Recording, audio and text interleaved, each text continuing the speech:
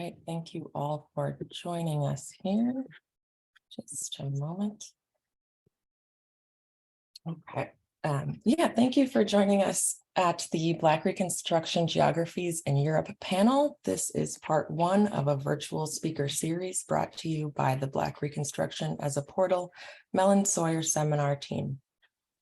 Black Reconstruction as a Portal is a year-long seminar that explores the global salience of visions of Du Bois' Black Reconstruction in America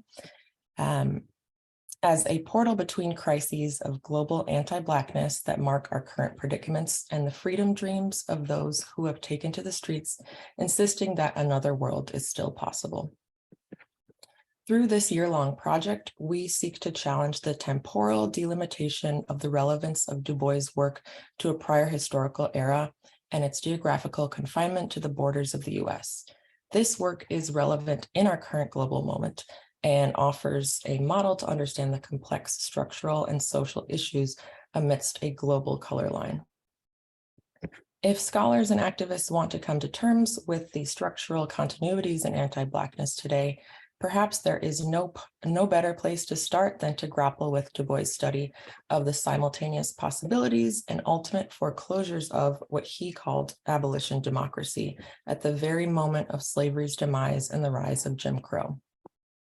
We ask questions like, what can be learned when we acknowledge the propaganda of history that discounts the role of the Black worker and the general strike in the inciting of the American Civil War? What happens when we recenter Black labor, a Black sense of place, and the Black radical tradition in our readings of global history?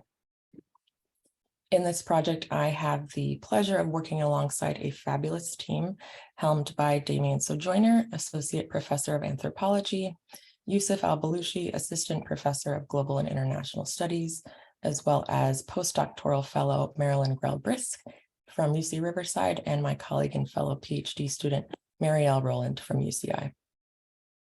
Last quarter in the series, we were lucky enough to host scholar Rachel Herzing for a talk about prison abolition.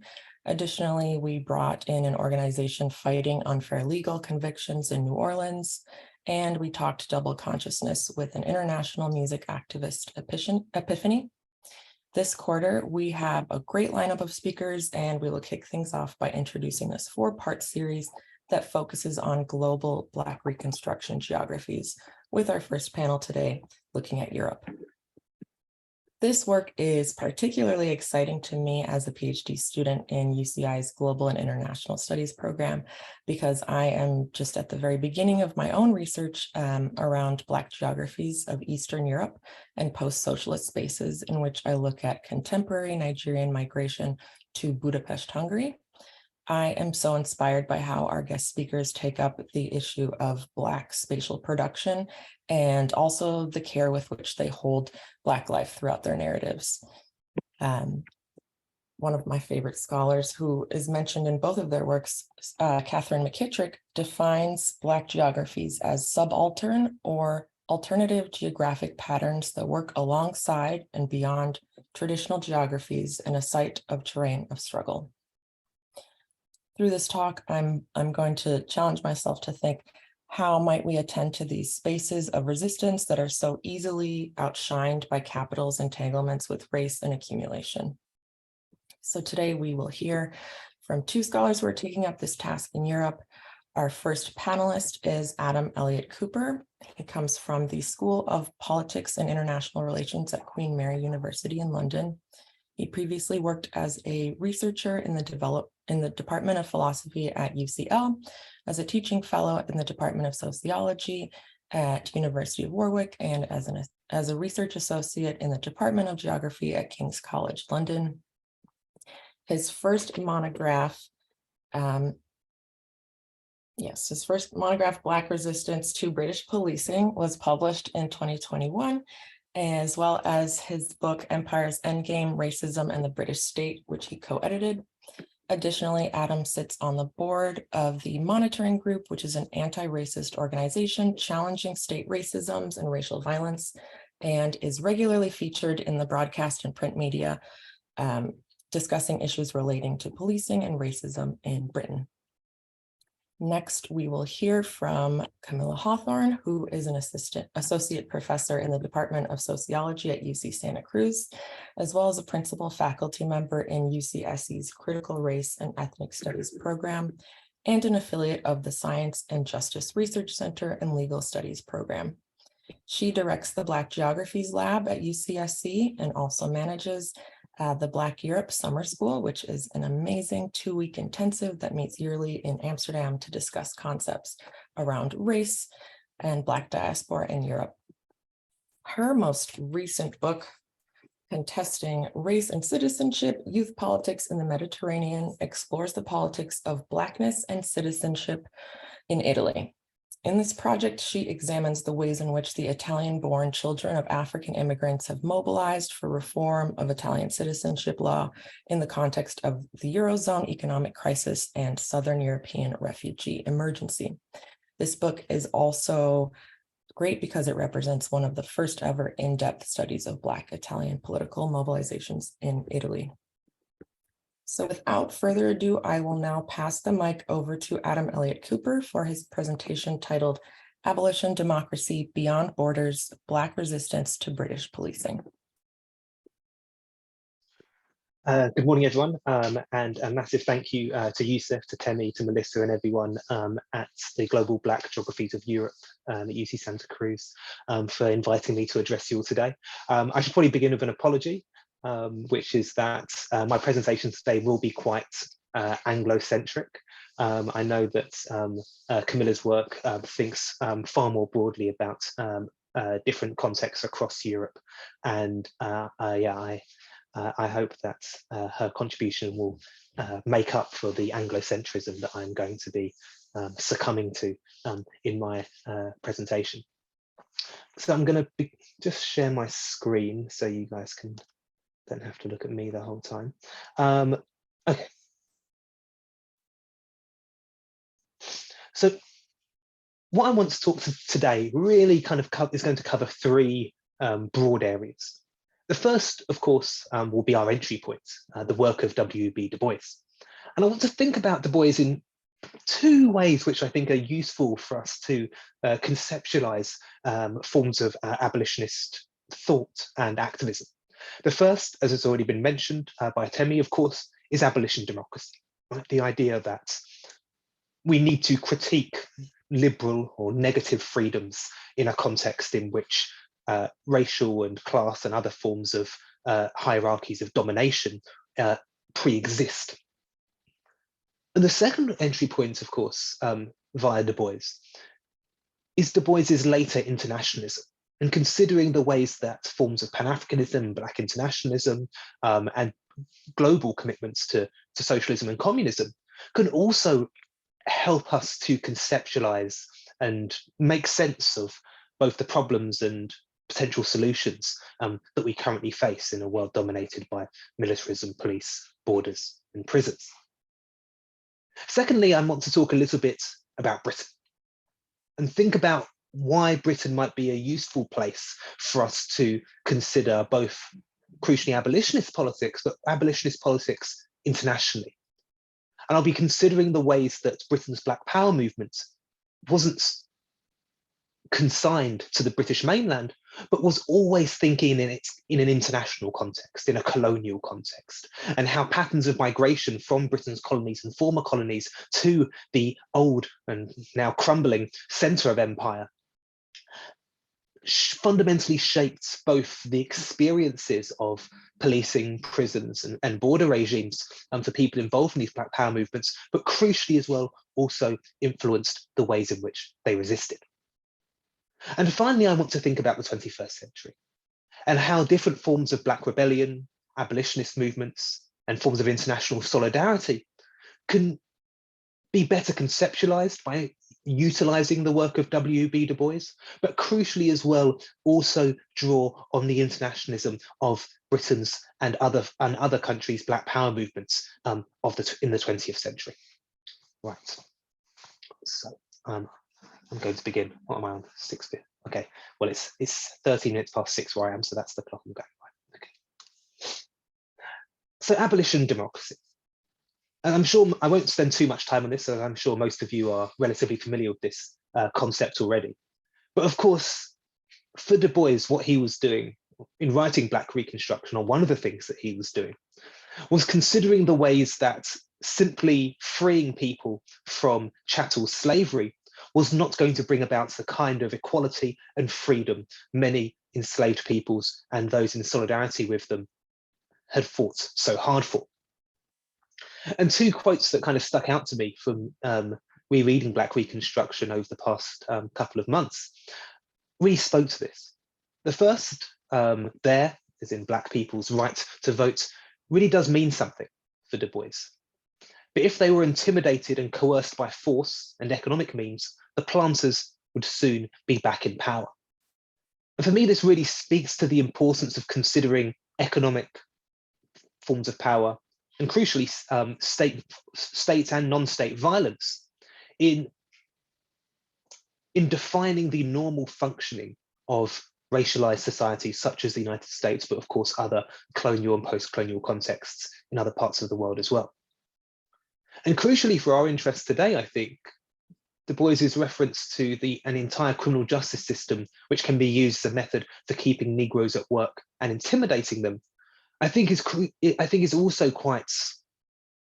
provides a useful entry point into us considering the ways that the expansion of prisons serves as a really crucial form of disciplinary power, not simply for those in work, but crucially for those considered surplus, or at least temporarily surplus to the needs of capital.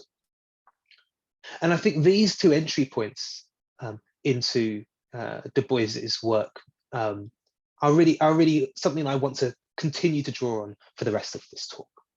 But of course, as has been said already, we're not the first people to utilize Du Bois as an entry point into considering abolition. And quite famously, Angela Davis and her very influential work, particularly Abolition Democracy, does a lot of this work for us already. And she really kind of gets to the crux of the matter, where she talks about how the abolition of slavery for Du Bois was only accomplished in a negative sense. And that rather than simply freeing Black people from chattel slavery, what was required, of course, was the development of democratic institutions. Black people needed to have the freedom to assemble, freedom of speech, freedom to vote, freedom to stand for office, a whole swathe of different kinds of quite fundamental liberal democratic freedoms. And for Angela Davis, and I think for our purposes today, we want to take this notion forward and think about how we can further deepen democracy in order to create a world in which police, prisons, and borders are rendered obsolete. How we can deepen democracy in our communities, how we can deepen democracy in our places of work, how we can deepen democracy within our community, civic, and activist organizations, and how these forms of democratic inclusion and participation are crucial for us to be able to develop the kinds of alternatives necessary in order to render these systems of state and non-state violence obsolete. Okay, so Britain. I'm going to assume that people are relatively unfamiliar with Britain's Black Power movement, so apologies if you are very familiar with it, because I might be saying things that you already know. We did not come alive in Britain. And I really, really love this essay. I wanted to write an entire book just based on this fantastic essay by a man called John LaRose, who was a part of Britain's Black Power movement in the 1960s and 70s. He migrated from Guyana and set up a number of publishing houses and bookshops across North and West London during this period. And what he meant by "we did not come alive in Britain" is that Britain's Black political movements, Britain's Black political thought, Britain's Black political infrastructure in many ways, did not begin on the British mainland. And what he does in this essay is he talks about how many of the first Black political organizations in post-war Britain were actually British branches of Caribbean trade unions. People who were involved in union organizing back in the Caribbean, migrating to the old center of empire following the the economic downturn in the immediate post-war period, began to develop links of solidarity with these union struggles, not simply in their demands for better pay and conditions, but crucially as well through their demands for freedom from British colonial rule. And these trade unions, particularly in places like Trinidad and Guyana, but also other areas of the British Caribbean, were fundamental actors in this political struggle. But what's also important for John La Rose is the fact that, therefore, this kind of Black politics is fundamentally internationalist. But something else is important here. So for John La Rose, there was a myth that needed to be extinguished. The kind of dominant narrative in Britain was that British people, Caribbean people, sorry, members of the British Empire, subjects of the British Empire, I should say, came to Britain, invited by the government officially to help rebuild the nation after World War II, were expecting the streets to be paved with gold and for them to be welcomed with open arms, and were shocked and appalled when they experienced racism in the streets or in their workplaces or at the hands of the police. But for John La Rose, this isn't the whole story. There are many people who had experienced British racism before arriving on the shores of the British mainland. But this experience of racism wasn't an interpersonal racism that eventually developed into a more structural analysis. Their experience of British racism wasn't from an interpersonal slight or anything like that. It was an experience of racism from the state, the judiciary and the courts, the tax collectors and the senior police officers. All of these infrastructures of the state were run by Britain and thus were the primary places in which Black people in these Caribbean colonies experienced British racism. They would experience it in the workplace, in the factories, or the mines, or the plantations in which they worked, pretty much all of which were still owned by Britain or by British capitalists. And so it is through an experience of capitalist exploitation and through state power via imperialism that these Caribbean migrants to Britain were already fully aware of British racism. And so people coming to Britain, many of them in this period, already had an analysis of the structural power of racism. They understood it as being something fundamentally linked with capitalism and the state, and crucially, of course, with colonialism as well. And we really see this come to fruition with the emergent Black Power movement, which arrives slightly later. This is a nice little quote from John La Rose, kind of encapsulating that argument. So I'm going to skip forward a little bit. So this is an article, an excerpt of an article from a newspaper called The Black Voice, which my friend Chris Johnson very kindly scanned in for me. And this newspaper was published by the Black Unity and Freedom Party, a Black power organisation operating in Britain in the late 1960s and early 1970s. And in it, they make an argument against new proposals by the British state to encourage more Black people to join the police force. Unsurprisingly, lots of Black people and others had been complaining about racism in British police. And so the kind of solution to this, which I'm sure everyone is relatively familiar with, is to diversify forms of recruitment. And I think that the analysis that the Black Unity and Freedom Party offer, and their critique of this liberal government proposal, speaks to this anti-colonial grounding in anti-racist struggle, which is fundamental to the Black Power politics in places like Britain. And you might not be able to see it very well, so I'm going to read it out for you. It says here, let us give an example. In order to rule India, the British used Indian troops under British officers.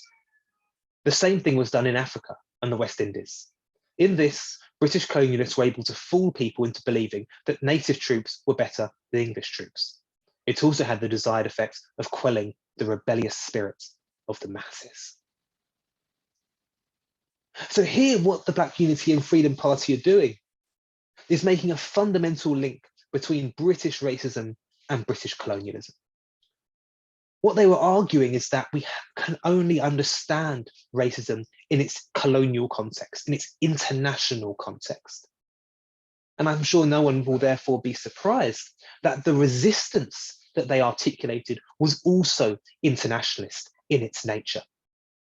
They developed forms of solidarity with Black Power movements across the Caribbean and parts of North America.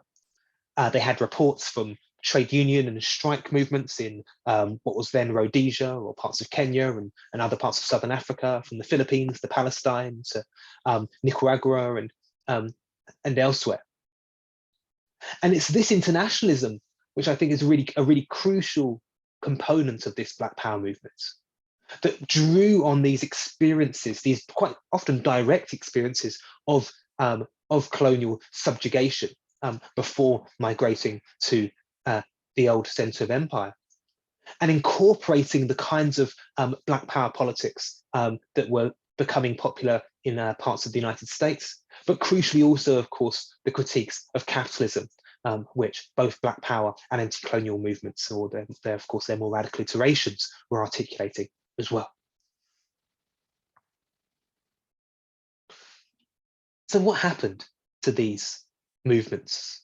How can we consider some of their legacies?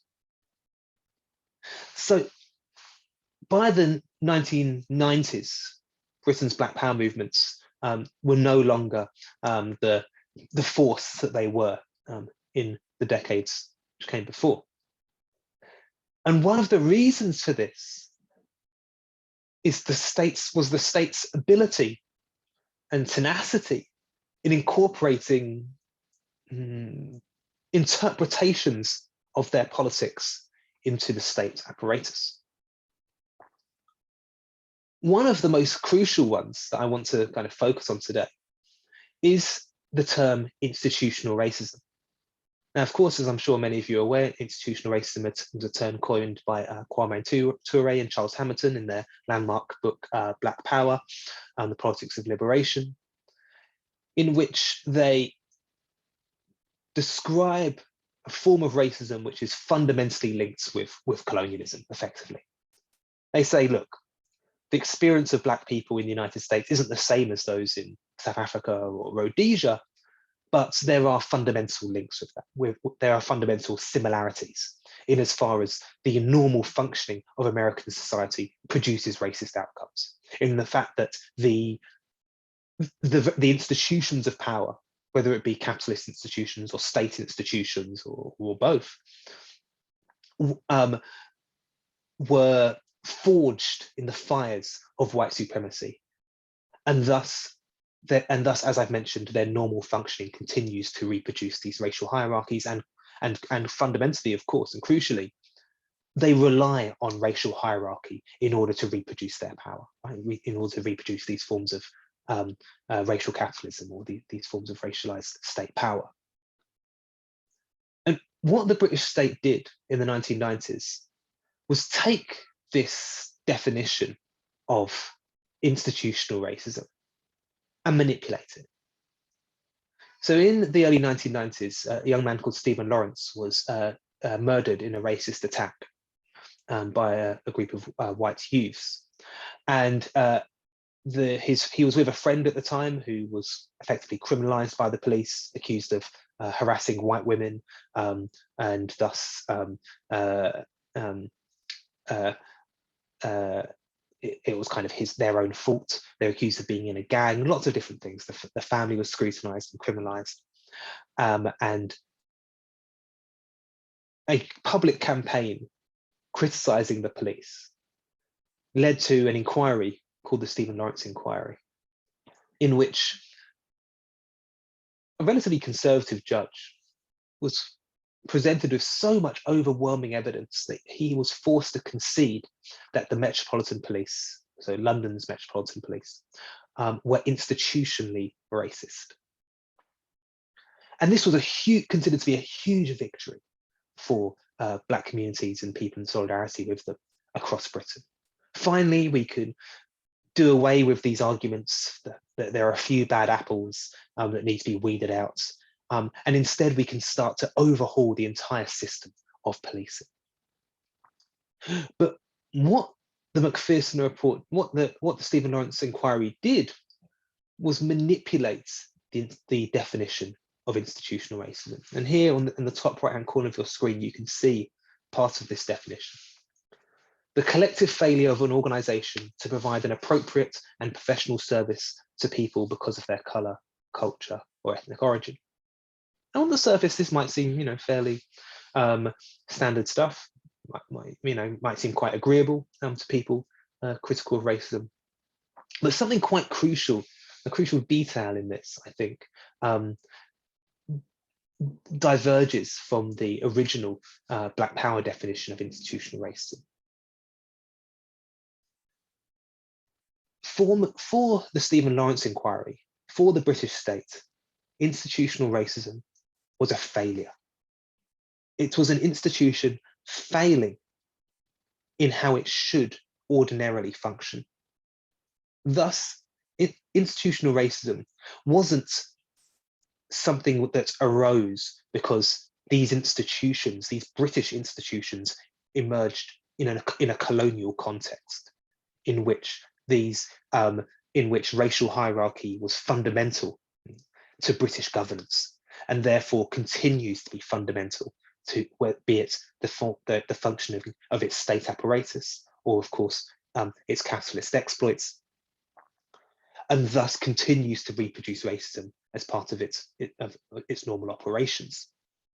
Rather, racism is framed as a failure and therefore an aberration, something which needs to be weeded out so that these institutions can operate in the fair and objective and dispassionate manner in which they were intended.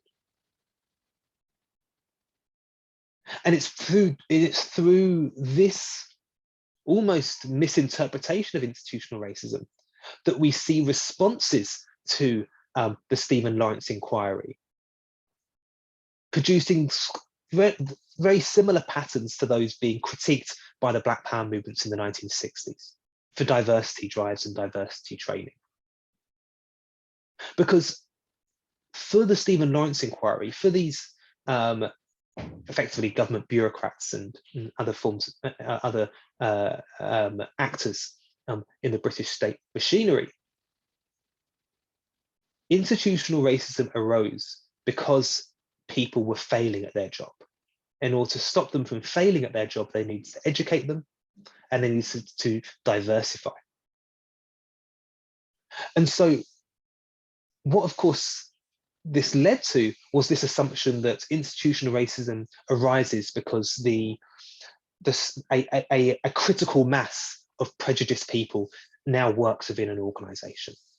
So rather than an institution being founded and constructed with racism being a fundamental part of what makes its power powerful and what enables it to reproduce itself, instead, these seemingly neutral institutions became racist because prejudiced people were living and interacting with it. And so what this effectively did was invert the original definition of institutional racism from the period of Black Power. In effect, what the inquiry was saying is that the tail wags the dog. Prejudiced people is what leads to institutional racism, rather than, of course, the original definition, which argues that it is racist institutions which lead to individuals being prejudiced. And so there's a problem here. A problem arises. Because on the one hand, this is considered a huge victory by the more radical elements of Britain's anti-racist movements, including those who'd been involved in the Black Power movements of previous decades. But they could see that this definition of institutional racism was inadequate. In fact, it was potentially damaging because it created an illusion of progress, an illusion that a form of democratic accountability was being conceded and acted upon by the British state, when in fact all we were seeing are the same old false and empty so-called solutions in relation to police, prison, and border racisms. And so we should probably be unsurprised that in the decades following this inquiry, we continue to see the reproduction and expansion of police, border, and prison power, and the racisms which rationalize and justify the expansion of these powers. We saw probably 3 or 4, I would say, what we might refer to as racial folk devils being utilized to justify and rationalize the expansion of police, prison, and border power. The spectre of the illegal immigrants, the spectre of the gangster, the spectre of the terrorist, the drug dealer, the people trafficker, the child groomer. All of these were slowly becoming racialized signifiers, arguing that Britain was facing a crisis of law and order, which required an expansion of police, prison, and border power in order to deal with it.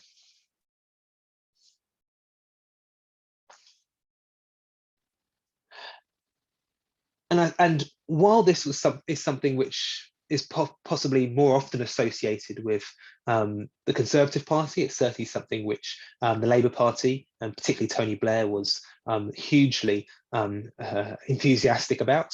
And to bring us right up to date, our current Prime Minister, Rishi Sunak, I went online and looked for Rishi Sunak's policies on law and order, and I found them obviously where all political parties publish their policies on Twitter, in which he lays out his 3-point programme for improving public safety and reducing crime and harm in Britain. Number 1, he says, I will double the number of foreign national offenders being deported each year as part of a radical new approach to cutting crime and keeping the public safe. Now here, of course, we can see that Rishi Sunak isn't even interested in public safety on his own carceral terms. The percentage of so-called foreign nationals, so people who are undocumented, who are arrested and charged and incarcerated, as a percentage of people who are living under these circumstances in the documented population, is so small that even within his own carceral logic, it will have relatively little influence at all in cutting crime and improving public safety. But this spectre of the so-called foreign national offender is a really crucial racial signifier in the justification and rationalization of the expansion of prison, police, and border power. He also proposes creating a new rule of so-called 3 strikes and you're out.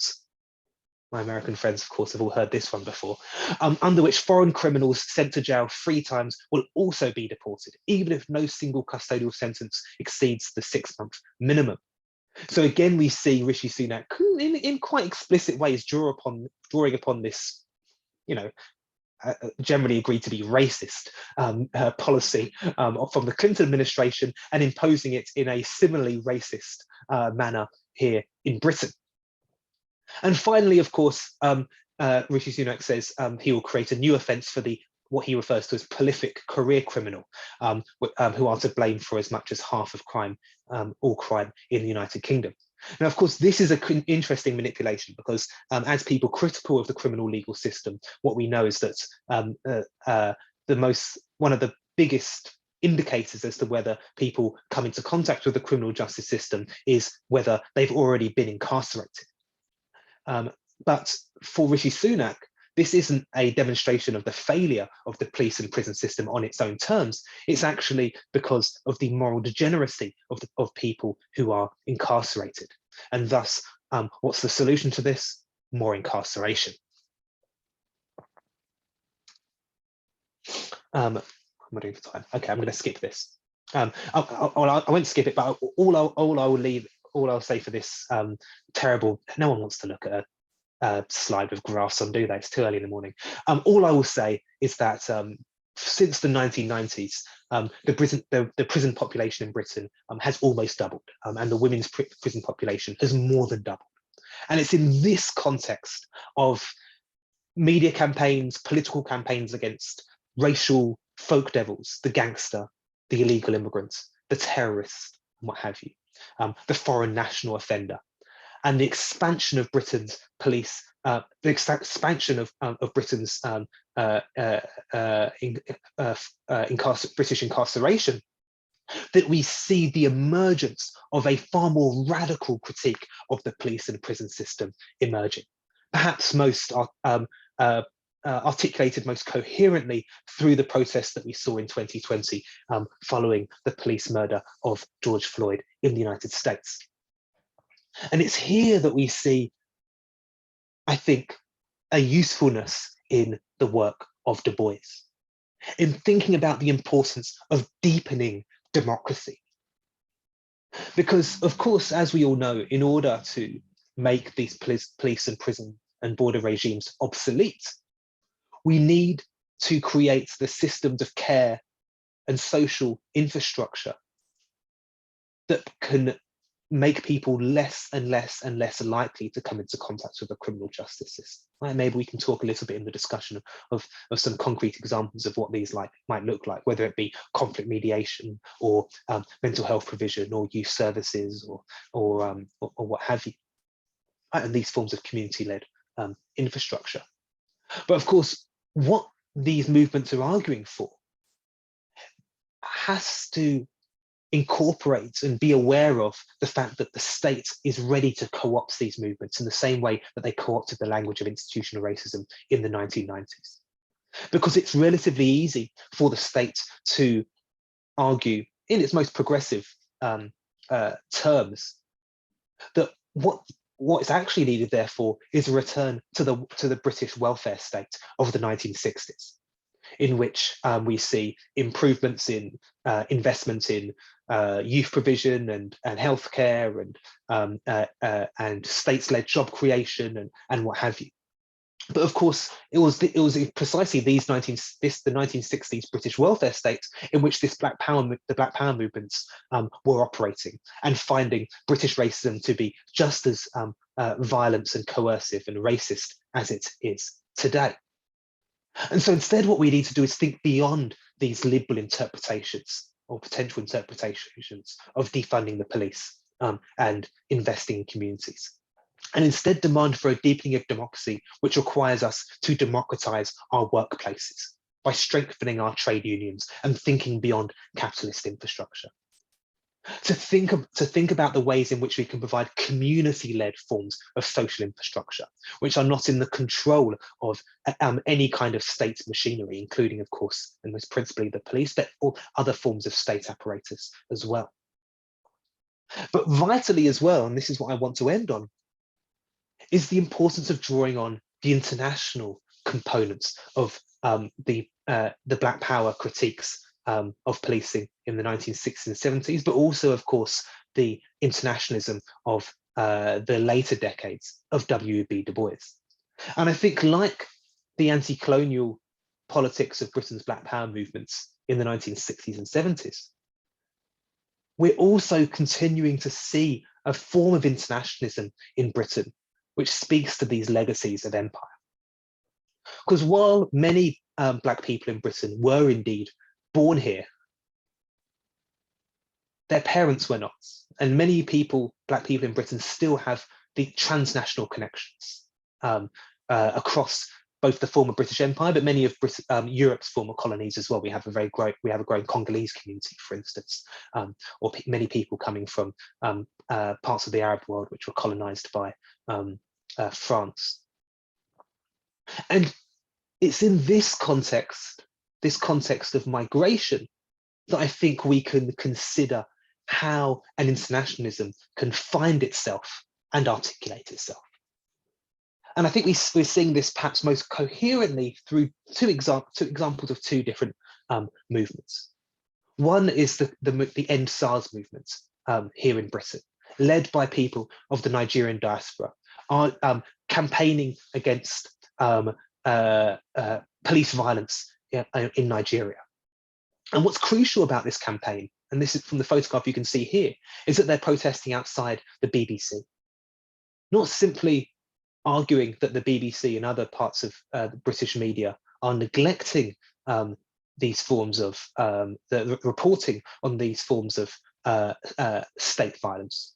But crucially, as more and more research is being done, we're seeing the fundamental connection that Britain has had historically and continues to have with policing across Anglophone Africa and other parts of the former British Empire, providing not only historically setting up many of these police forces, but crucially today, providing consultancy, providing training, providing weapons, all of the kind of resources and infrastructure which make these forms of police power as brutal and violent as they currently are. And the other way, of course, in which we're seeing it are through campaigns against so-called detention centres, prisons for undocumented people. And through campaigns in which led by many people, many of whom are previously incarcerated in these so-called immigration detention centres, and many people who are themselves undocumented or previously undocumented. We're seeing a politics of abolition which is fundamentally, in its essence, internationalist. It cannot be anything but internationalist. And I think considering these patterns of migration through because of the legacies of empire, I think we see an opportunity not simply in expanding our conception of abolition beyond a kind of domestic set of policy proposals, some of them which may be abolitionist reforms, some of which may have more revolutionary implications, but through thinking about the ways in which we can internationalize these kinds of demands, and not enabling them to be confined by state borders, but crucially as well, developing links of solidarity with other struggles against police, state and border violence across both other parts of Europe, but crucially as well, as we've seen as well, other parts of the global south as well. And I think I'll leave it there because I'm just out of time. Thanks. Thank you so much, Adam, for that excellent presentation. If you want to, yep, thanks.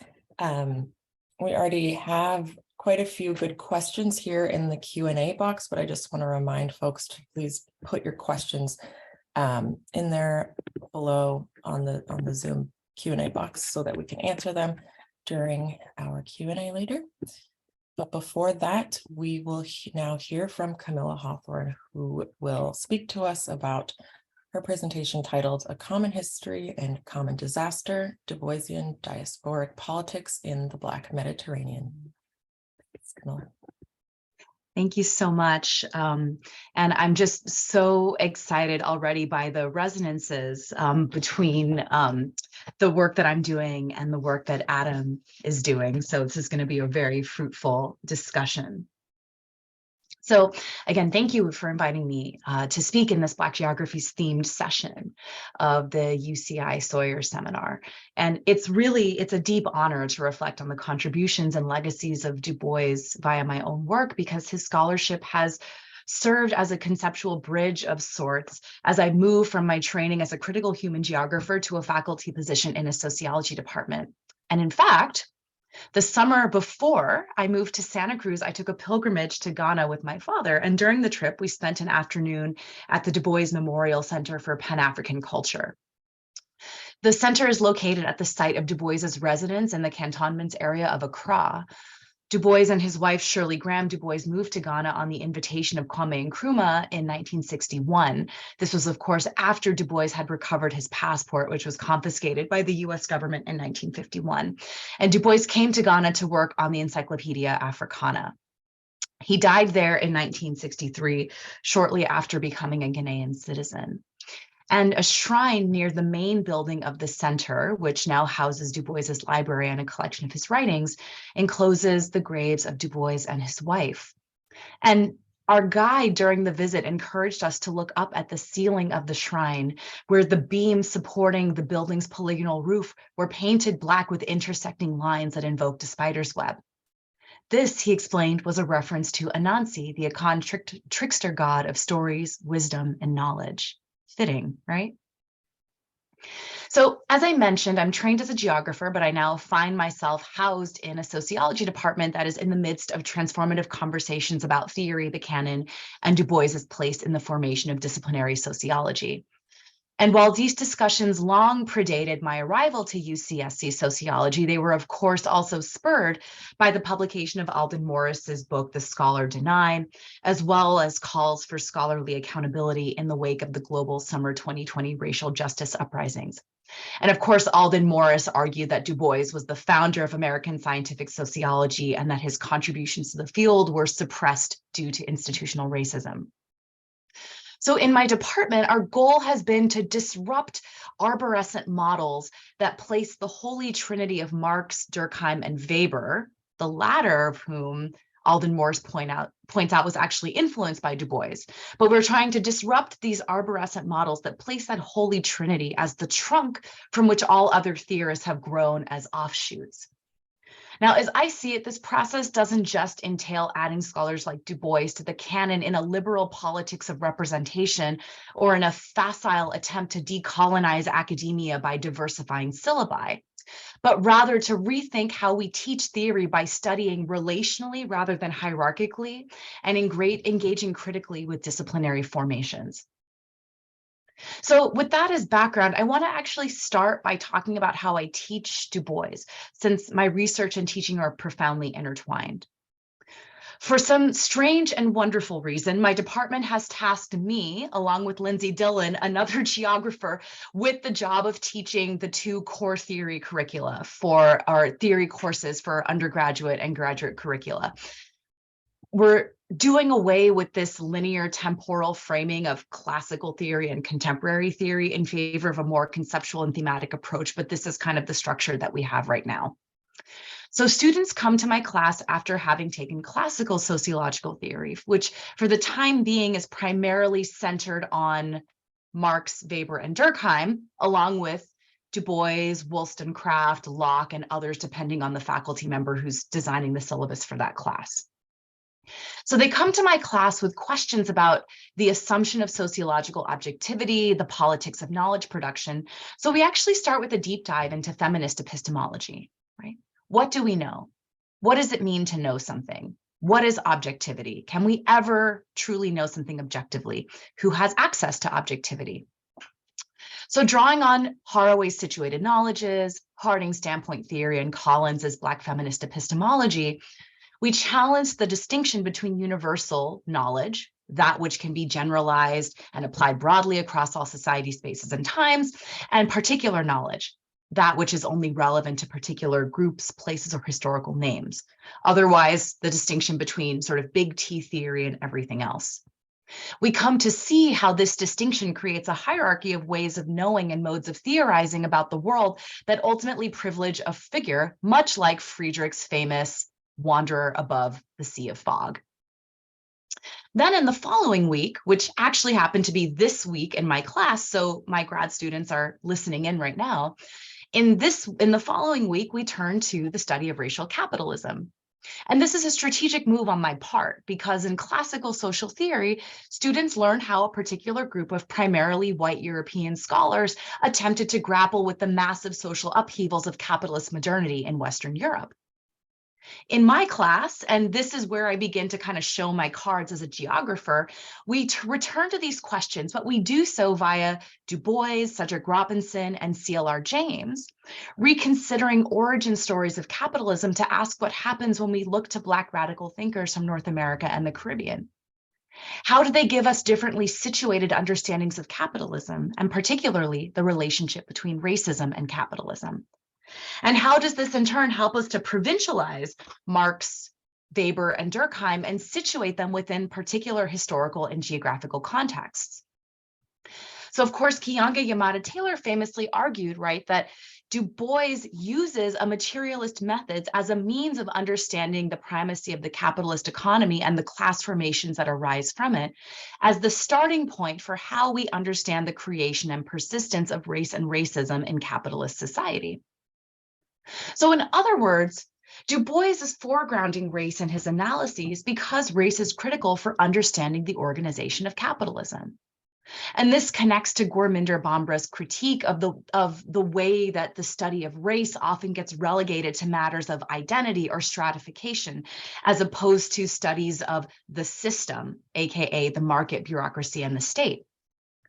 And so this is really the distinction, right, between framing Du Bois as a theorist of race versus Du Bois as a theorist of capitalist modernity.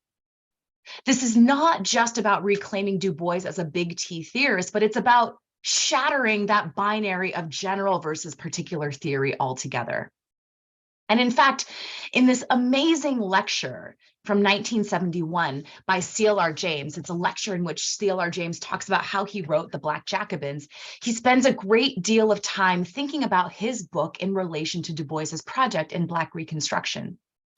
Among many other things, C.L.R. James reminisces that he was motivated by a desire to prove that as Black people, we had a history. And he says, Du Bois didn't set out to prove anything. He already took the fact that we had a history for granted, which is just such an amazing thing. But this is, I think, relevant to our discussion today. James writes, on the penultimate page of Black Reconstruction, Du Bois writes that, the most magnificent drama in the last 1,000 years of human history is the transportation out of 10 million human beings out of the dark beauty of their mother continent to this newfound El Dorado of the West. He had opened out the historical perspective in a manner I didn't know. He had been at it for many years. He was always driven by the need of expanding and making dear to Black people in what way they were involved in making world history. And this is my favorite part. Today, they take Du Bois and say that in Black Reconstruction and Souls of Black Folk, he was a man primarily concerned with Blackness. They limit him to what they are concerned with. They are quite wrong. So this is the reason why I don't just delegate Du Bois to Race Week in my syllabi, but rather I try to think alongside Du Bois and Black Reconstruction in particular as a way to account for the situatedness and spatiality of knowledge production about racial capitalism. Reading Du Bois in juxtaposition with thinkers like James and Robinson shows how different features of capitalist political economy, as well as different revolutionary subjects, emerge when we geographically reorient our origin stories of capitalism to foreground the world historical rupture of the transatlantic slave trade. Turning to, for instance, 18th century Saint-Domingue or the 19th century American South. James famously argued in his appendix to the Black Jacobins that slavery thrust enslaved Africans into what was essentially a modern life. Another reference to the plantation as factory that parallels Du Bois's famous description of enslaved people going on strike, and one that challenges overly mechanistic and teleological readings of Marx's historical modes of production, in which slavery is nothing more than an anachronistic feudal agrarianism. So the core of my work involves ethnographic and archival research on the Black diaspora in Italy, with an emphasis on emergent Black political mobilizations. My scholarship maps the historical and geographical specificities of racial formation in Italy, Southern Europe, and the Mediterranean basin, especially as they challenge US-centric understandings of racism and race. I also take up the question of what it means to engage with Italy, not just as a site of bounded comparison with North America, but also as a starting point for a relational and transnationally interconnected theorization of global racisms. In other words, my work asks how our understandings of racism and the politics of Blackness shift when we geographically reorient the global history of racial capitalist modernity on the Italian peninsula and the broader Mediterranean region. I argue that this history reveals the inextricability of border fortification, coloniality, and anti-Black racism, and as such that immigrant rights and post-colonial struggles must necessarily be part of global resistance against racism and fascist resurgence. As Cedric Robinson argued in Black Marxism, Italy was a major hub in the networks of trade, intellectual dialogue, and cultural production, linking what would come to be known as the European, African, Arab, and Asian worlds. In particular, during the 16th and between the 13th and 16th centuries, the merchants and financiers of the Italian maritime republics established extensive Mediterranean trade networks. And the use of enslaved labor, which in this context included Black Africans, European Christians, Muslims, Jews, and Slavs, was central to agricultural production in the Italian outposts of the Mediterranean. This economic system ultimately served as a template for the use of enslaved Africans in the Atlantic colonies during the transatlantic slave trade. And the Genoese in particular were key players in the lucrative trade that was rapidly expanding from the Maghreb and the Mediterranean across the Atlantic Ocean. Right? It was the Genoese merchant capitalists who served as influential creditors and provided capital that ultimately determined the direction and pace of Spanish and Portuguese expansion across the Atlantic and of the transatlantic slave trade itself. So Robinson's work explicitly rearticulates the Mediterranean with the transatlantic slave trade, pointing to the deep historical ties that connect the Italian peninsula to the transnational circuits of racial capitalism and Blackness. This doesn't mean succumbing to the same historiographical retconning that served to construct the Mediterranean basin as the cradle within a presumably white, Western, and Christian European civilization emerged. Rather, it means that acknowledging that the Mediterranean, like the Caribbean and the Atlantic, can serve as one of many rhizomatic starting points for telling different kinds of stories about modernity, racial capitalism, and Blackness. So with that in mind, in my work, I approach the Black Mediterranean in three ways. First, as a way to ground Black Italian politics in historical and geographical specificity. Second, as a way to theorize racism, capitalism, and the nation state on a global scale. Because again, if we take Cedric Robinson seriously, then the origins of racial capitalism actually lie in the Mediterranean, which served as a laboratory of sorts for the technologies of dispossession and exploitation that were exported to the Atlantic. And third, as an ethical political demand. So what do I mean by the Black Mediterranean as an ethical political demand? The Black Mediterranean is a site where many different historical forces and subjectivities have converged in ways that complicate linear understandings of politics and solidarity.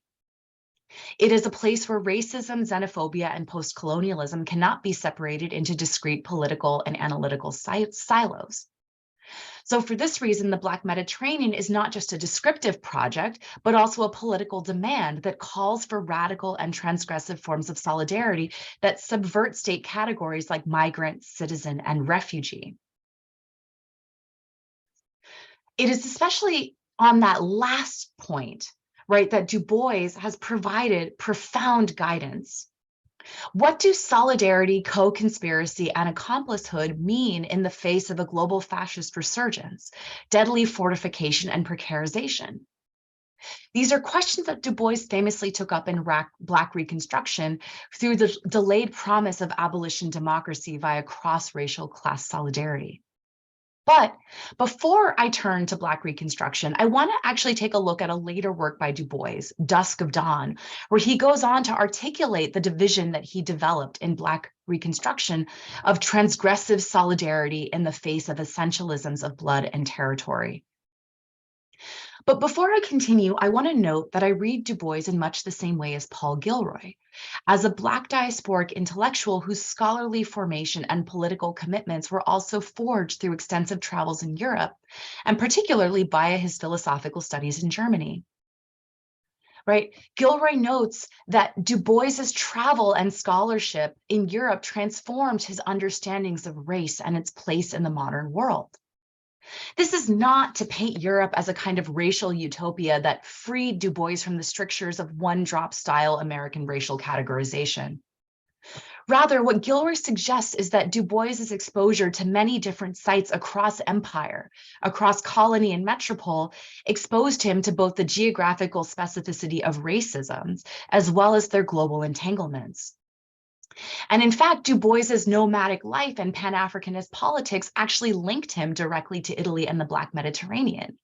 He was part of the global campaign against the Italian invasion of Ethiopia because he believed that the independence of Abyssinia, Liberia, Haiti, and San Domingo were critical to Black liberation. And he actually wrote directly to Benito Mussolini on behalf of the crisis for an account of his views on the so-called Negro problem. And by the way, if anyone knows more about this story, about the letter that Du Bois wrote to Mussolini, please contact me because I'm trying to sort of tease out more about this. So even though Black Reconstruction is ostensibly a book about the United States, as Adam pointed out, we see in it how clearly Du Bois links the fate of newly emancipated Black Americans to the fate of the world, including the rise of fascism. So I'll return to this question and what it means for the politics of solidarity. But first, I want to say a little bit about Dusk of Dawn. So I want to hone in on one chapter from Dusk of Dawn that has been centrally important to my understanding of racial subjectivity. And this is the concept of race.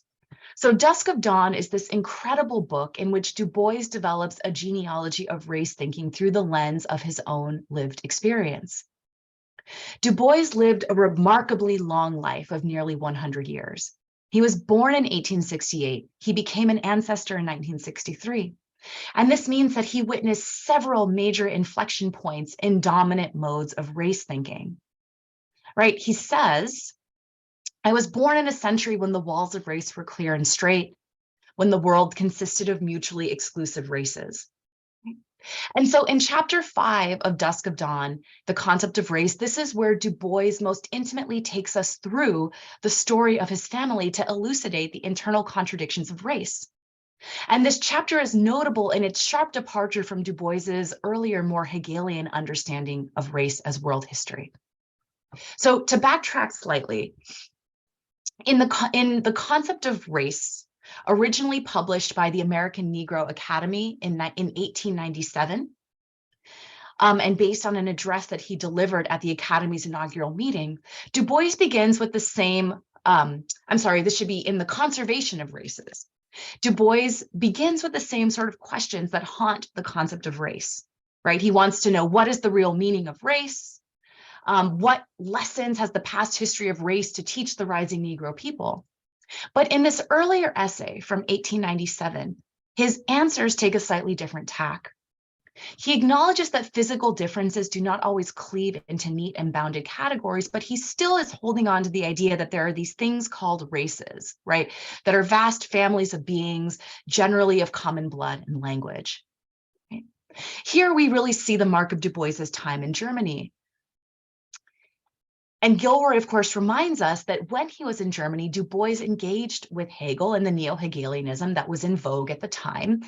And this mode of linking race, nation, culture, and history can be seen in his assertion that race spirit, and for him at this time, race is more a matter of culture and spirit than biology, is the vastest and most ingenious invention for human progress. Yet while he adopts Hegelian themes, his goal was to uplift the Negroes as a world historical people, contra Hegel's infamous dismissal of Africa as fully outside the teleology of world history. So in the conservation of races, right, he's urging the American Negro Academy to establish as their creed that the Negro people as a race have a contribution to make to civilization and humanity, which no other race can make. So if we come back to Dusk of Dawn, we see how he returns to his ideas in the conservation of race in a kind of meta-analysis of race thinking over the course of his lifetime.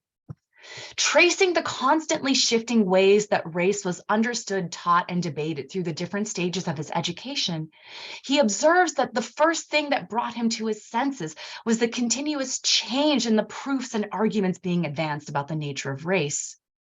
And he says that since he drafted that racial creed for the American Negro Academy, the concept of race has changed and presented so much contradiction. So he begins to disavow his earlier neo-Hegelian understanding of race as shared blood and spirit, while still drawing on his European experiences, right? He says the race lines were not so fixed and fast. And then in Europe, my friendships and close contacts with white folks made my own ideas waver. The eternal walls between races did not seem so stern and exclusive. But still, for Du Bois, this doesn't address the question of affective ties to racial subjectivity. What does it mean to feel a profound connection to one's Blackness? What does it mean to feel that profound personal and political attachment to Blackness? Or, as Du Bois puts it, what is it that constitutes us, between us, a tie that I can feel better than I can explain? What connects Du Bois to Africa is not the color of his skin or the texture of his hair, but rather it is a shared social heritage of slavery, of exploitation, of dispossession.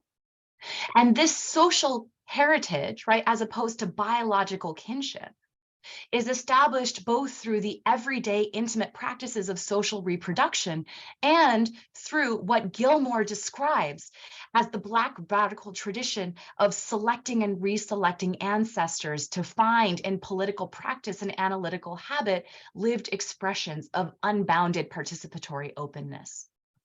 For Du Bois, this happens in movement building, but it also happens in the more everyday and intimate practices of social reproduction. In one example, he describes a melody that was sung by his great-grandmother, Violet, that he suspects had been passed down through the generations for 200 years.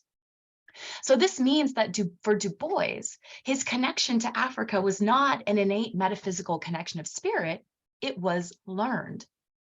So moving away from arborescent family trees and blood kinship, after all, right, Du Bois's own family tree, which he provides for us in the chapter, undermines any essentialist understanding of race and Blackness. Du Bois argues that while the actual ties of heritage might vary, while cultural connections might have become tenuous, and while phenotype serves as little more than a badge, these things are less important than a kinship based on the social heritage of slavery and discrimination. And for Du Bois, this social heritage allows for more capacious imaginings of political community that stretch even beyond Africa.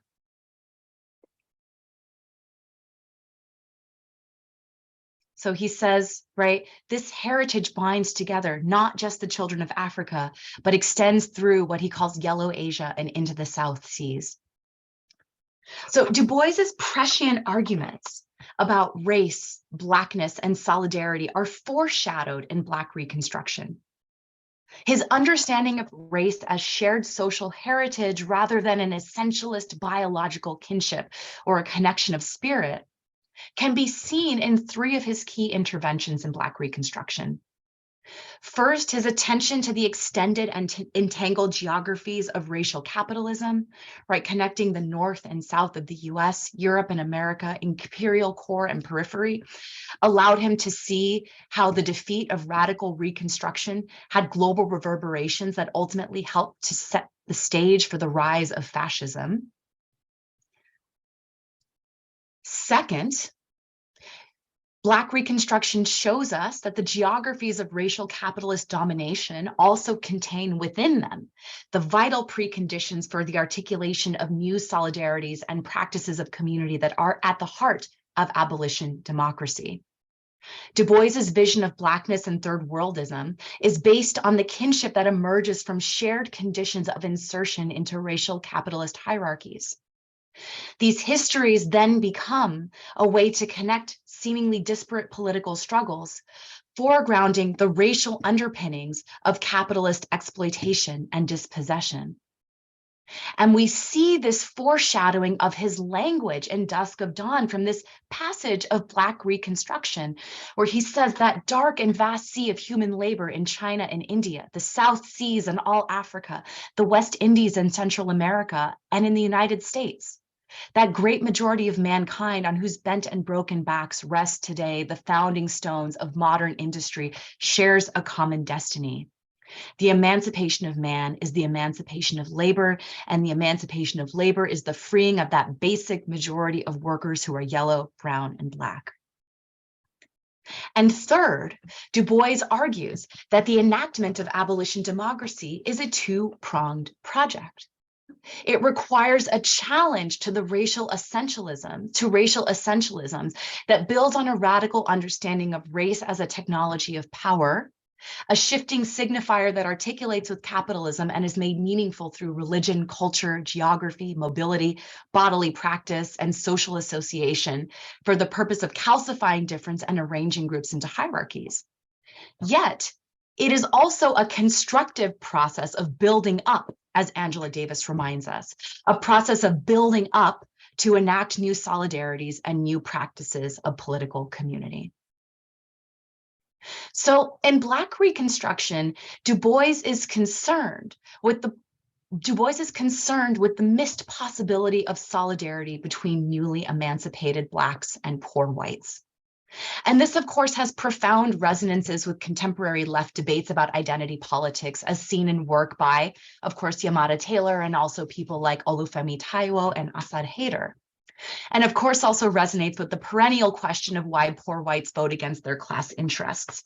And in fact, when this series of questions emerged once again after the election of Trump, I found myself constantly telling people, just go read Du Bois, just go read Black Reconstruction. That being said, interracial solidarity is not the primary concern of my work. I'm more preoccupied with the politics of diasporic Blackness and all the ways that they subvert state systems of classification. But still, Du Bois's reflections in Black Reconstruction offer valuable lessons.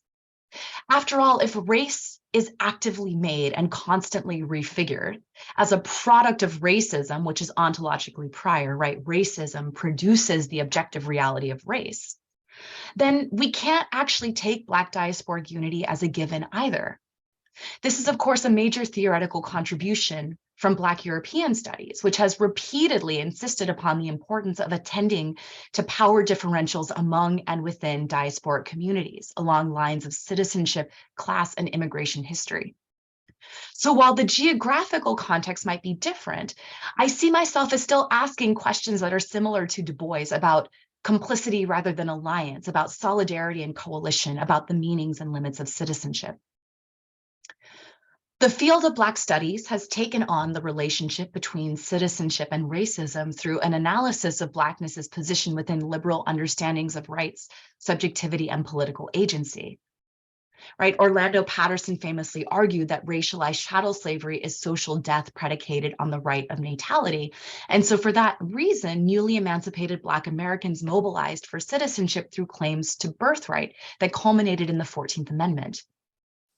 In contemporary accounts, particularly those focused on the US, Black studies scholars emphasize the persistent condition of second-class citizenship for Black folk in the afterlives of slavery, hence the need for the second Reconstruction, the civil rights movement, and what scholars now call the third Reconstruction. But in a different geographical context, Black European studies has insisted instead on a normative claim, and specifically the normative claim that Black people in Europe should be recognized as citizens rather than migrants. But when these North American and Black European approaches to citizenship are put into direct conversation, what inadvertently emerges is a sort of teleology of Black politics across the diaspora that implies first we focus on achieving citizenship, then we begin to question the very categories of the liberal state and the ways they're shot through with racism. But that linear story didn't square with my experiences in Italy, where I found that Black politics had taken on a range of divergent rather than cumulative forms, in which Black immigrants, refugees, and second-generation Black Italians were articulating distinct political goals and different relationships to citizenship. So again, right, the empirical context of Italy demands that we move away from any generalized notion of Blackness and its relationship to citizenship. Because when we talk about the Black diaspora in Italy, we're talking about refugees, asylum seekers, first-generation migrants, foreign university students, multiple generations, some with ties to Italy's former colonies, some who have been in Italy since the 60s, people who were born in Italy, people who arrived as young children, people with a range of immigration and citizenship statuses. In many respects, Black youth born and raised in Italy are mobilizing for the right to stay, while Black refugees are concerned with the right to move. For the former, citizenship is a way of obtaining rights. For the latter, it's a strategy of racial filtering and exclusion. So for background, and I know I'm coming right up on time, but I'm getting close to the end, Italy has among the most restrictive nationality laws in Europe. Because Italian citizenship is conferred on the basis of blood or descent, the children of immigrants born and raised in Italy are not granted citizenship at birth. And this has left almost 1 million youth of color disenfranchised without access to citizenship.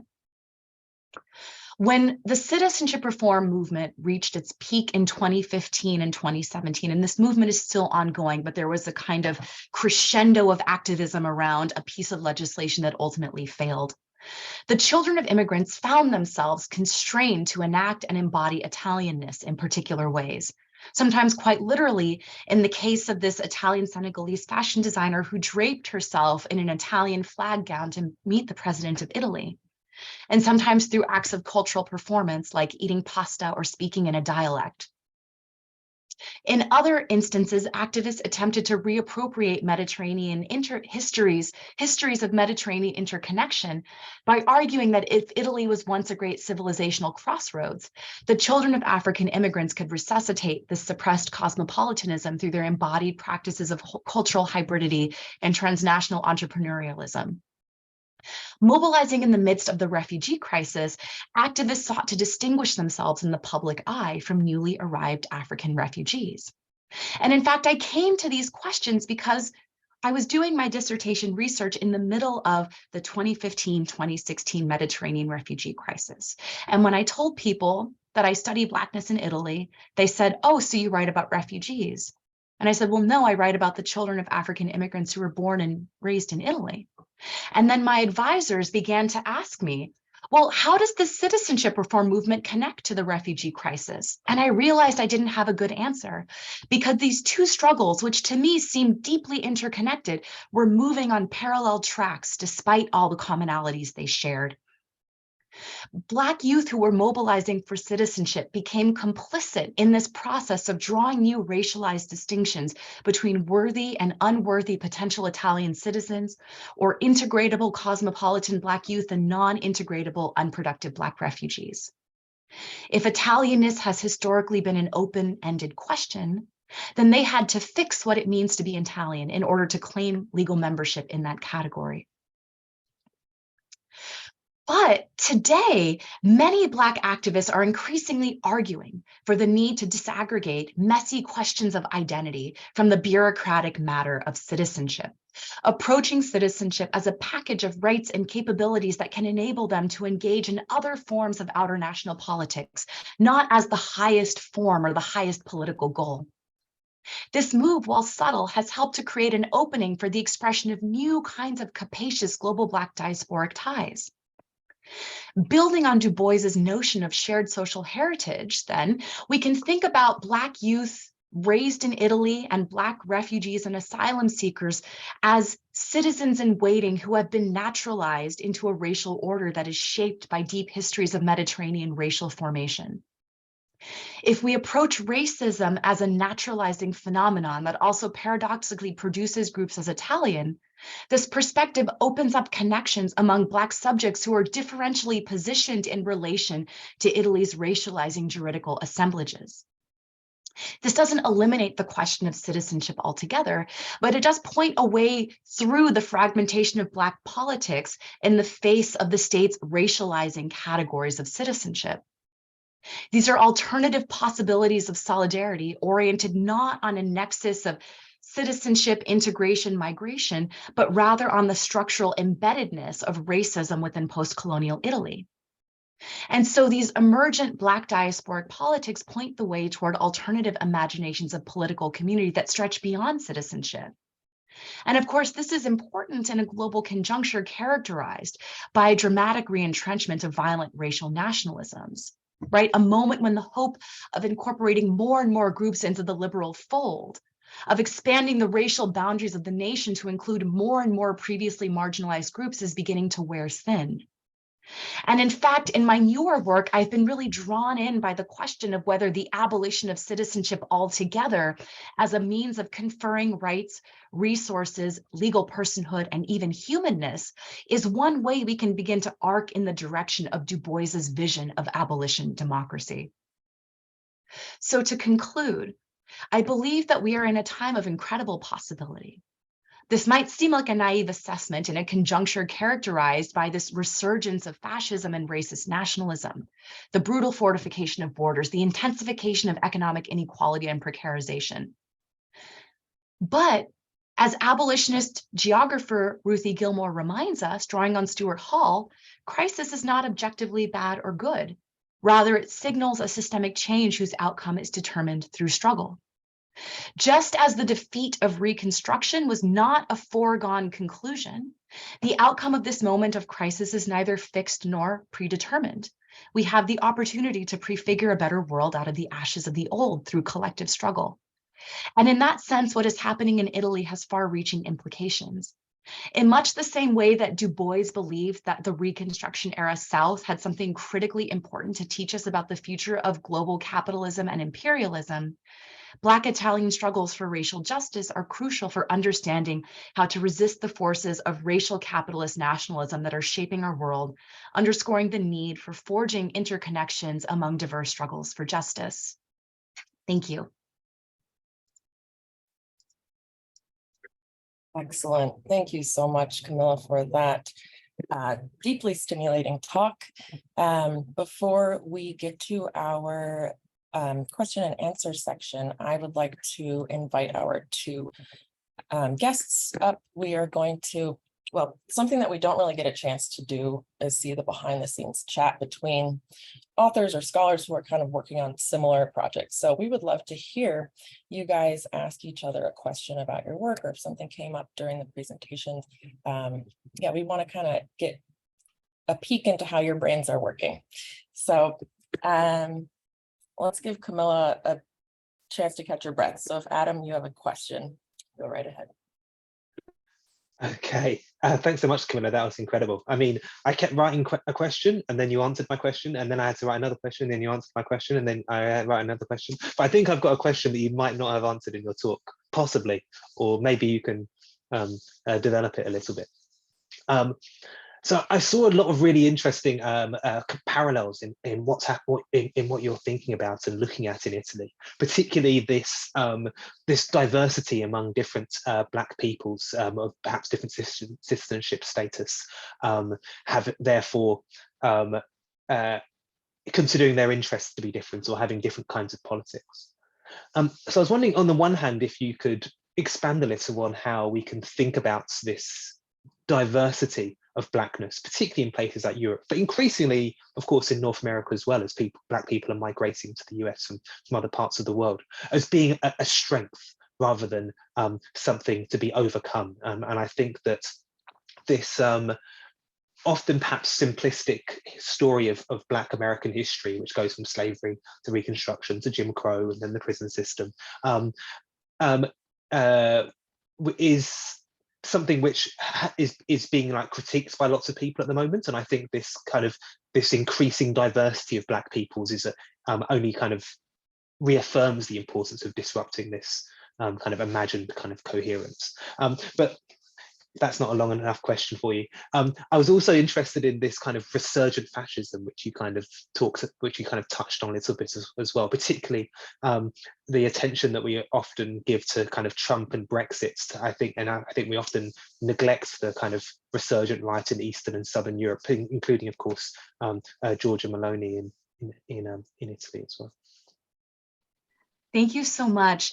Yeah, I think one of the things that I found sort of really useful as someone who, I am a Black Italian, I work in Italy, but I teach in the United States, is to always kind of think, how is this story? So my kind of intellectual formation is in the US, but my family and my work and much of my political engagement is in Europe. And so what lessons, because I think too often we think of it as, the Black Europe as a reflection of the United States, right? That's something that I've critiqued a lot in my work, the idea that, and I think, Adam, your work on the Black Power movement in the UK is so important for that reason as well. It's not just that Black Europeans are coming to consciousness because they're learning from Black Americans, right? But they're also, their struggles are rooted in these histories of anti-colonial struggle on the African continent and in the Caribbean as well. So for me, the question is always, what can we situated in the US also learn from the diversity of these Black struggles in Europe? And I think for me, the strength here, right, the real strength is that these Black European struggles show that we can't, I think that there's sometimes a problematic tendency in movement spaces, but also sometimes in kind of pedagogy in the US to sort of treat racism as a problem that maps onto Black bodies. And I'm using the term bodies very specifically and like very deliberately in that context. Colonialism as mapping onto Native communities, and border violence as mapping onto Latinx communities, right? It's this very kind of pat story where you have three groups with their sort of discrete questions. And of course, there are lots of groups like the Black Alliance for Just Immigration, which has all of these fascinating overlaps with the Black Lives Matter movement, saying, actually, hi, there are also Black immigrants in the US, right, who are dealing with anti-Blackness and border violence.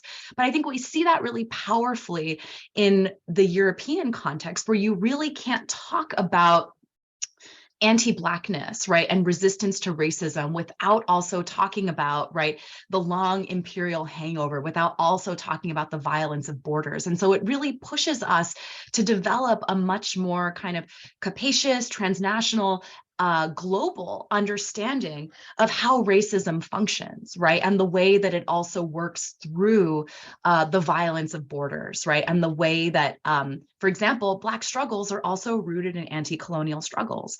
This was something that I think we've sort of lost from, the Black Power movements of the 20th century, right? Their actual understanding, even in the US, of Black Americans as an internally colonized people, right? That was actually part of, a history of Black internationalist activism that I think we really need to reclaim, right? That centering of colonialism in the way that we understand mobilizations against anti-Black racism.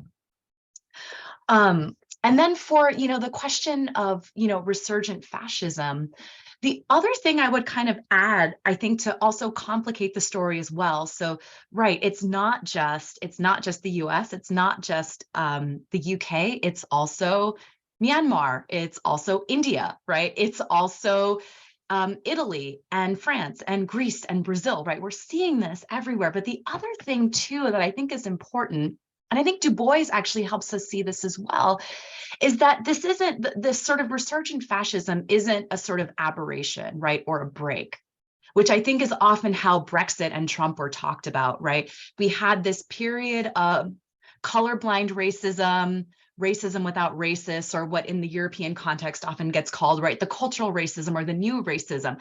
And then all of a sudden, we have this kind of old World War II style explicit racism that is just back on the scene. And where did that happen? And I think the key thing here is understanding the connections between liberalism and fascism, and between liberal and fascist racisms, right? That there's actually a kind of continuum, that they're connected. And at least in the Italian case, what I found really useful is going back to Italian history since the formation of the Italian nation state, which only happened in the late 19th century, right? To see that these questions of race, Blackness, sort of defining the borders of the Italian nation state in relation to the Mediterranean and Africa as part of a kind of colonial imperial project is also, right, it's also a liberal history. It's not just a fascist history. So we have to understand, we can't just see this as an aberration, but we also have to understand this as rooted in fascist, in sort of liberal histories as well.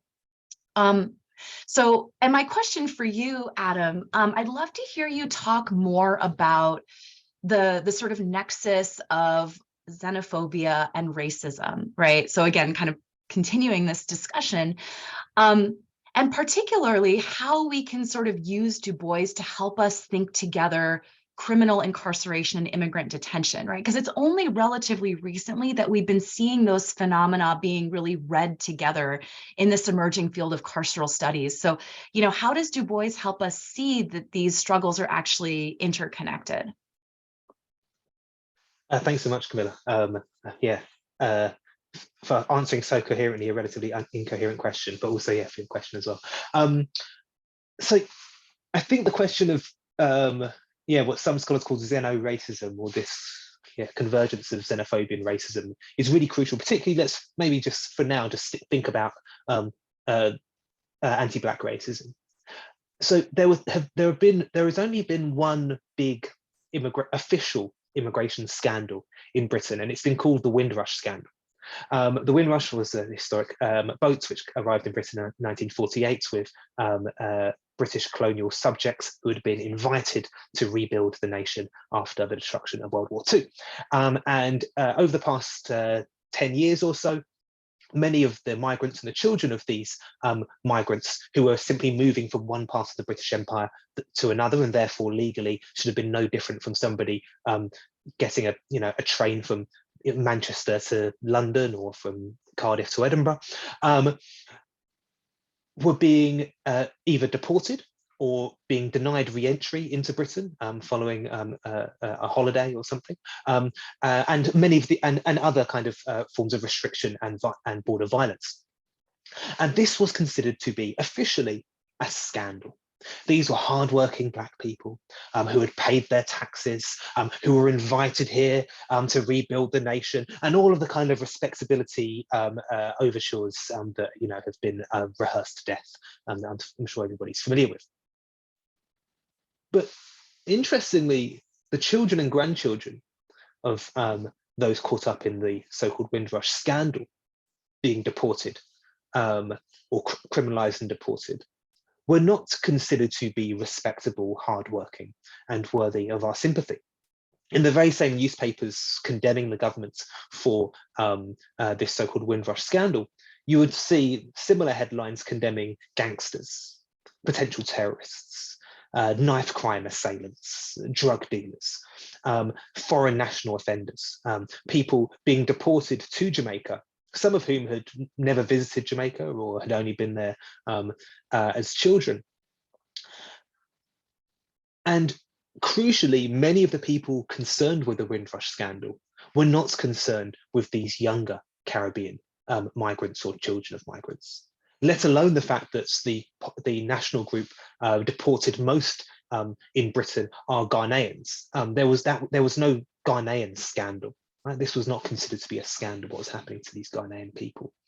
And so we see here the politics of class, respectability, nationalism, and what have you, being played out here in really crucial ways, which requires a really quite, I think, robust critique and criticism. So we're seeing the ways in which these things play out.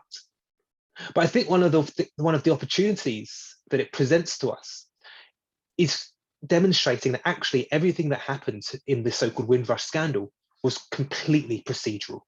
There was no divergence, there were no mistakes. This was the system operating as it was intended to function.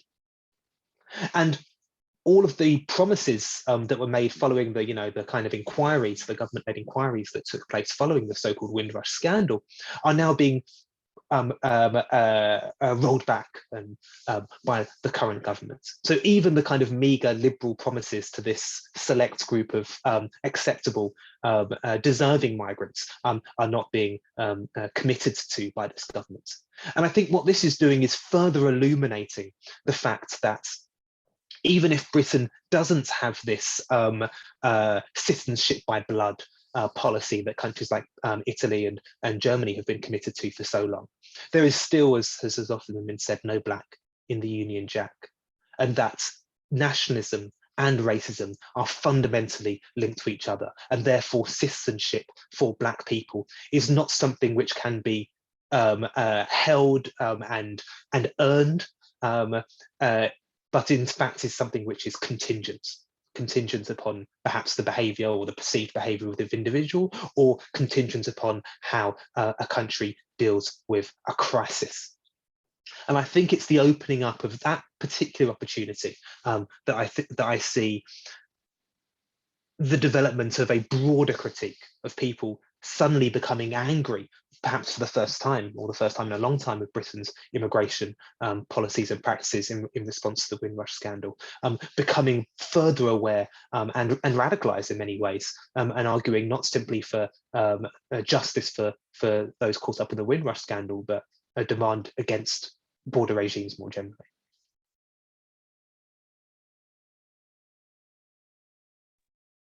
Thank you both. We have some wonderful questions here in the Q&A. I want to encourage folks to keep asking questions. We have about 20 more minutes, so plenty of time to chat. I want to start off by asking a question to both of you here. So in both of your works, you discuss the colonial constructions and sort of colonial amnesia of the places that you study to ground or locate the history of anti-Blackness in those spaces. More specifically, Adam, you mentioned that colonial amnesia allows for the constant recreation of the Black subject to make sense of and justify brutality against Black bodies, minds, and souls, again, using the Black bodies term intentionally.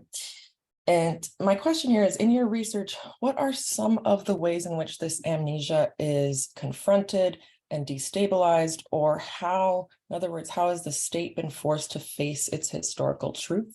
I know that both of your works are interventions into this, so we thank you for your service there.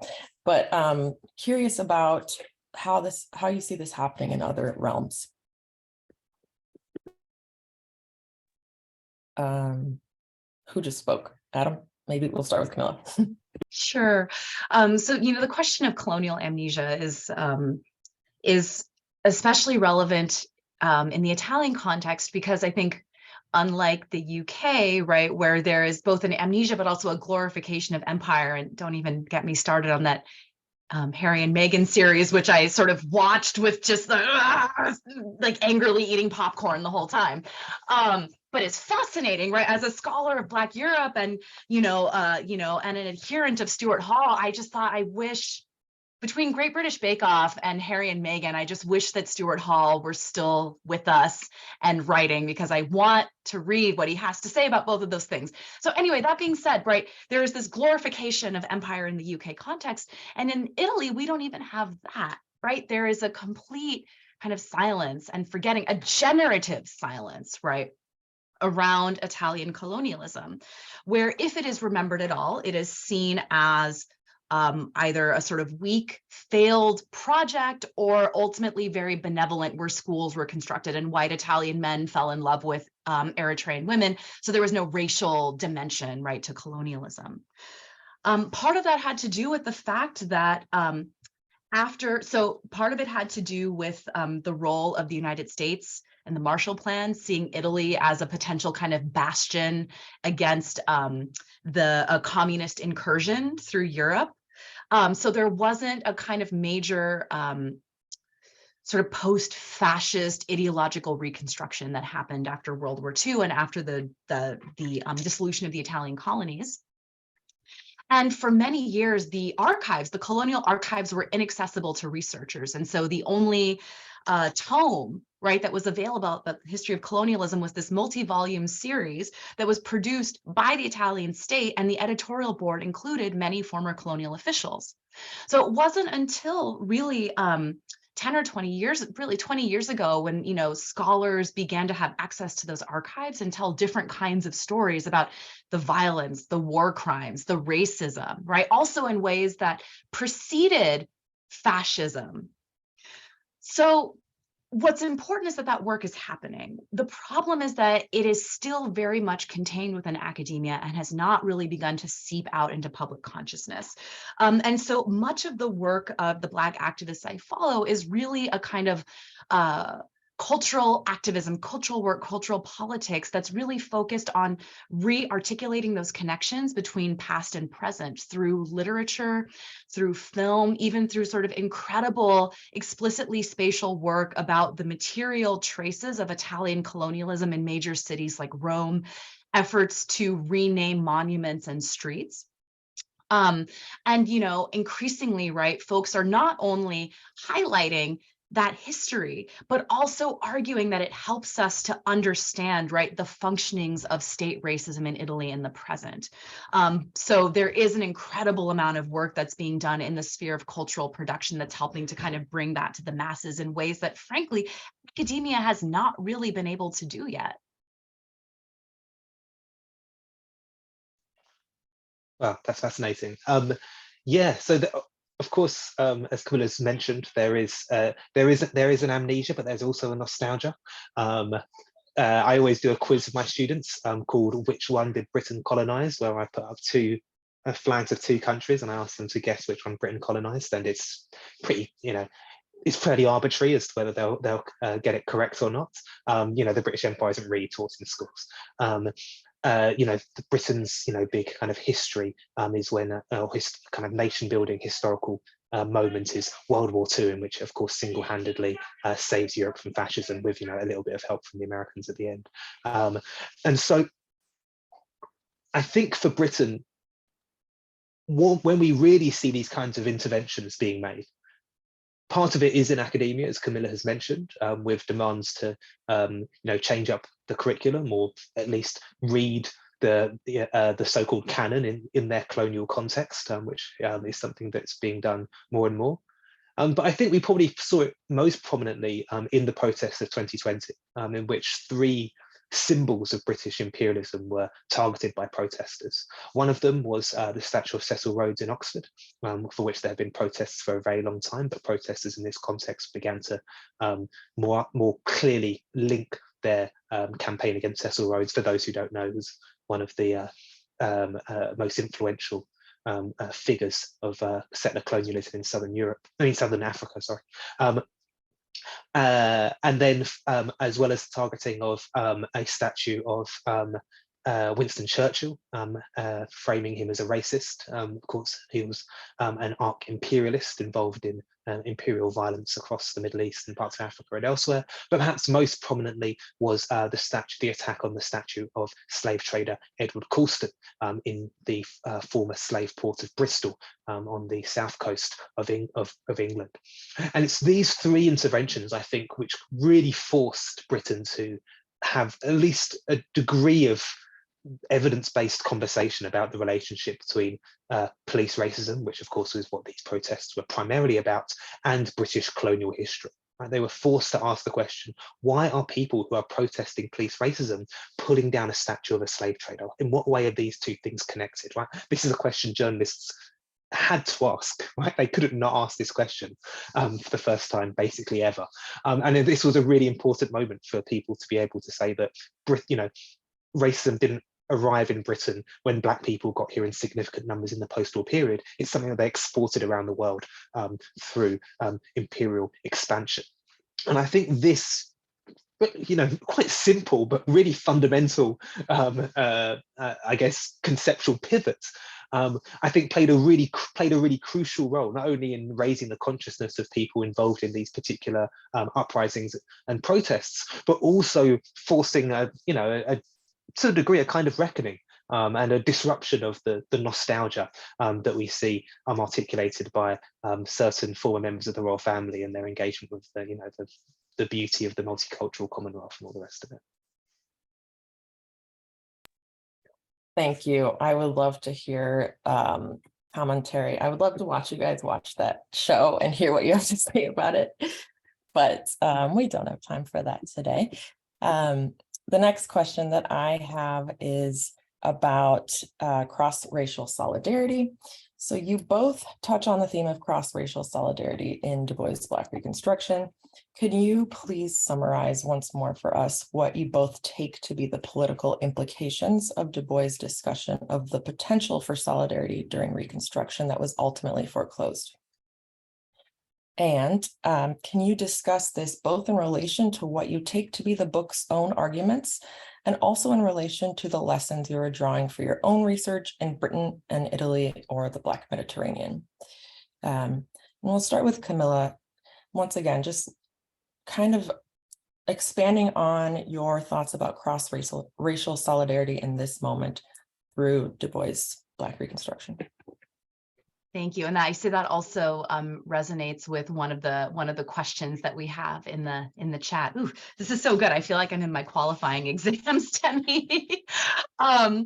So, I think what's really powerful about Du Bois, and one of my favorite commentaries on Black Reconstruction is the essay that Keeanga-Yamahtta Taylor wrote for, I think it was the International Socialist Review.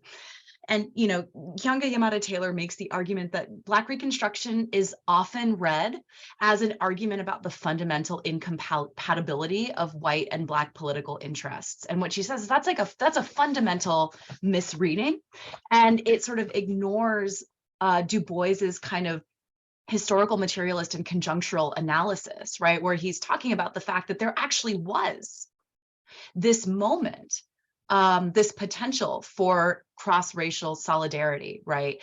That there were these emergent forms of sort of coming together of these disenfranchised, poor white workers who had also been screwed over by the plantation system and newly emancipated Blacks. And importantly, right, also thinking about abolitionist scholarship, thinking about the role that the institution of the slave patrol also played, right, in thwarting that potential solidarity in an earlier period, right? Because there were these economic interests in common.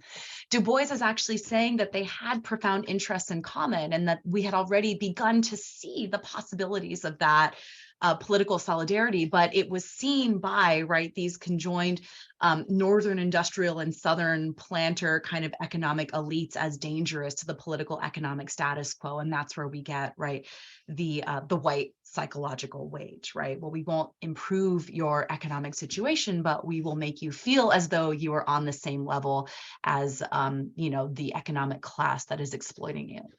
And so I think that's really clear because Du Bois is actually saying, right, that for abolition democracy to be realized, that solidarity is of fundamental importance, because that solidarity is also challenging the racial hierarchies that uphold a racial capitalist system. And so, I just want to sort of note what Chinadu says in the chat, right, that I bear in mind that Blacks in the UK are less than 5%, and I can't see it being more in Italy. That's correct, right? If we're talking about the amazing ways in which Black people are resisting and subverting racism and capitalism in Europe, shouldn't the question of solidarity be central here? And that's absolutely the case, right? But it is critically important. And I think the challenge, and I'd love to hear from Adam about this as well, the challenge is sort of not alliance, but co-conspiracy, right? So what does it mean for us to become co-conspirators in the struggle rather than allies? Because the problem, at least in Italy, is an overabundance of allies. And by that, I mean white allies, right? Nice white liberals who see themselves as wanting to help poor Black people who are subjugated, giving voices to the voiceless in ways that actually reproduce stereotypes of Black people, stereotypes of the African continent, and sort of see Black folk as in need of tutelage to become full citizens, right? Which is basically a reproduction of the same, right, historiographical racism that Du Bois is critiquing in Black Reconstruction. So some of the more interesting emergent forms of kind of co-conspiracy that I'm sort of starting to look at in my work actually come from Southern Italy, which has this really fascinating and important history of being racialized both within Europe, but also within the Italian peninsula. Right? There's a long history of Southern Italians being racialized as proximate to Africans and in part as a way to justify their internal colonialism by Northern elites. And so this is not to say that Southern Italians today experience anti-Black racism, but it is to say that, again, thinking about shared social heritage, that there are these shared struggles. And so there's some interesting projects like this Neapolitan supergroup that was formed of musicians, including white Southern Italians, second generation Black Italians, first-generation African migrants. And the group is called Gente do Sud, which is Neapolitan for people of the South. And they wrote this song. All the proceeds went to the Watch the Med alarm phone, which is this activist effort to help provide assistance to migrant boats in the Mediterranean. And the lyrics of the song, and I'll try to put them in the chat for everyone, are about this shared history of being Southern, people of the South and people of the sea. Not saying that these struggles are the same, but that there are these shared histories of subjugation, of shared Southernness that can become the basis of political solidarity in the present. And I find that to be really inspiring and a really kind of delightful antidote to, like I said, the overabundance of white alliance.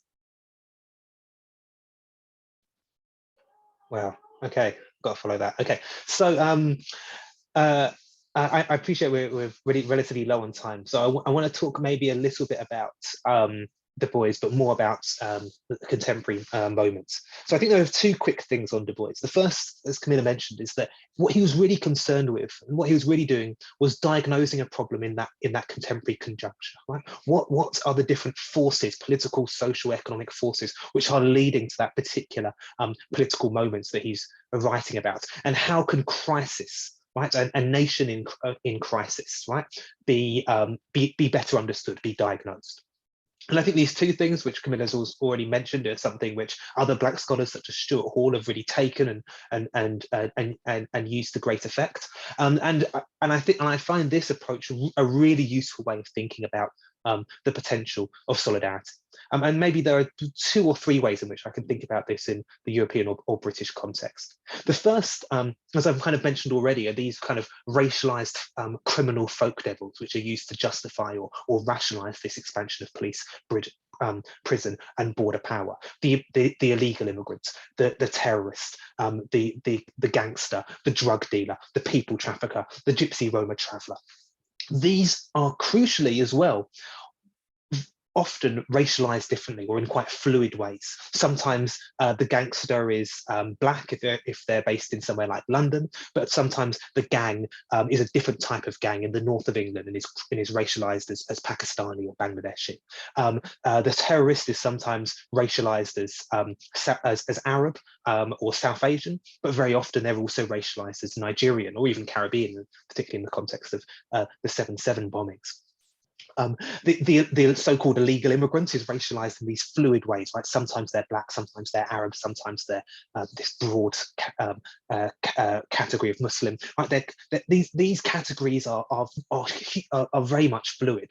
But what's crucial is that the kinds of policing that we see imposed on these different categories of racial criminal folk devil, the gangster, the terrorist, the illegal immigrants, overlap in enormous ways, right? They use forms of databases of suspected gangsters, suspected undocumented people, suspected terrorists in order to erode their civil liberties. They attempt to recruit teachers or healthcare professionals or landlords or employers or what have you into these machineries of criminalization to look for signs of gang affiliation or radicalization or insecure immigration status and what have you. And so we see the overlap of these forms of criminalization, of racist criminalization, which I think provide the potential for solidarity for people experiencing different racisms in this particular carceral context.